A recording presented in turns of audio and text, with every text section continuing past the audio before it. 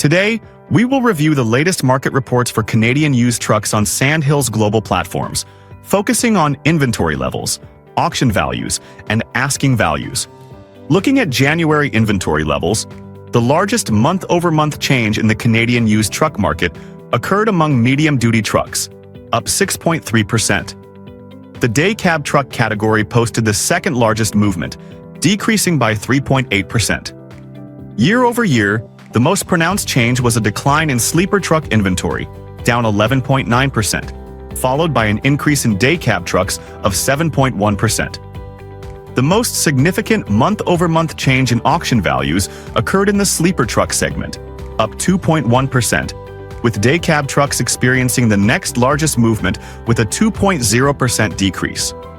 On a year-over-year basis, auction values fell most sharply among medium-duty trucks, down 15.7%, followed by a change in day cab trucks, down 10%.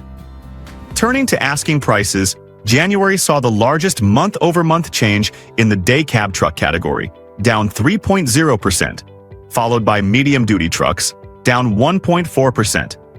Year-over-year, asking values dropped most significantly among medium-duty trucks, which posted a 13.8% decrease.